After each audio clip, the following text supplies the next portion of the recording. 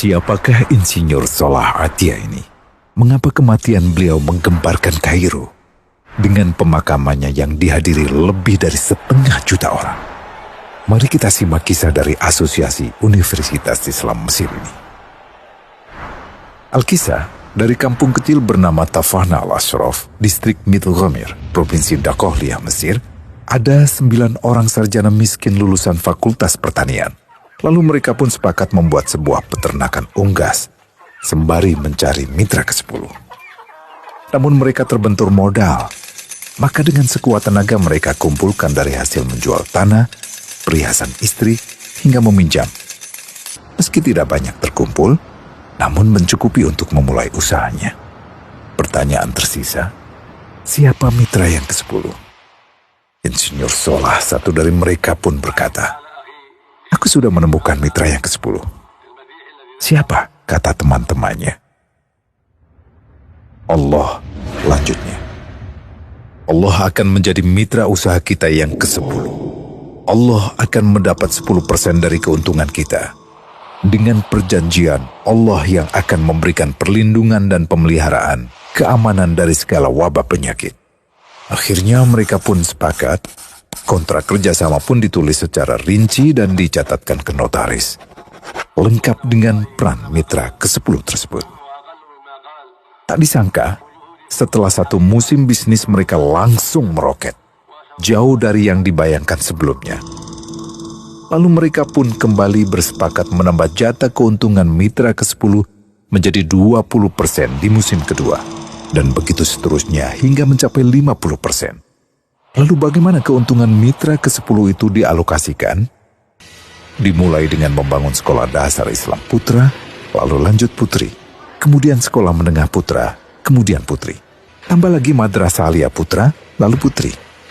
Tapi karena keuntungan terus membanjir, akhirnya dibentuklah Baitul Mal. Dan mereka pun mengajukan ke pemerintah untuk membangun universitas di kampung. Awalnya ditolak dengan alasan tiadanya akses bagi para mahasiswa.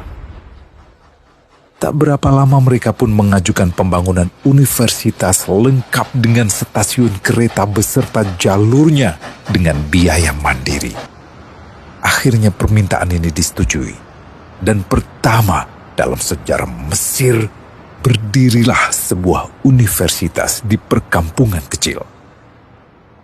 Semakin berkembang, dibangun pula fakultas kedua, ketiga, keempat hingga asrama putri dengan kapasitas 600 kamar. Lalu asrama putra dengan 1.000 kamar. Tiket kereta api pun digratiskan untuk memudahkan transportasi menuju kampung tersebut. Tak cukup hanya itu, dibangun Baitul Mal berikutnya hingga hilang kemiskinan di daerah tersebut.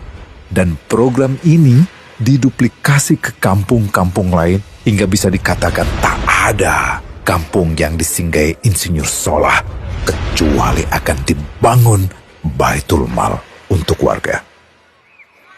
Bantuan pun diberikan untuk fakir miskin dan para janda. Pemuda pengangguran pun dilatih untuk mengelola perkebunan sayur hingga mandiri, bahkan sampai bisa mengekspor ke negara tetangga.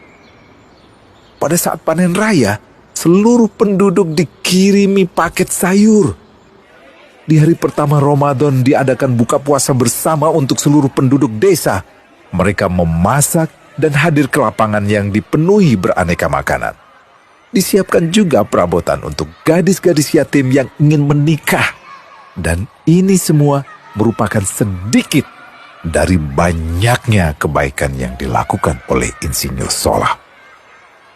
Hingga pada akhirnya disepakatilah keuntungan perusahaan 100% untuk Allah. Insinyur Salah yang awalnya adalah salah satu mitra usaha berubah menjadi karyawan Allah. Dia hanya menerima gaji, namun dia memberikan Tuhannya syarat agar membuatnya hanya butuh kepadanya dan hanya meminta kepadanya. Inilah sosok Insinyur Salah Atia, aktor utama kisah menakjubkan ini. Keikhlasannya membuat ia sama sekali menolak terkenal di media massa. Dan kini, meski orang yang melibatkan Allah ke dalam bisnisnya ini telah wafat, terbayang seluruh amal jariahnya yang selalu mengalir untuknya. Masya Allah. Pertanyaannya, akankah ini hanya menjadi sebatas kisah saja? Atau menjadi teladan bagi kita untuk mengikuti jejaknya?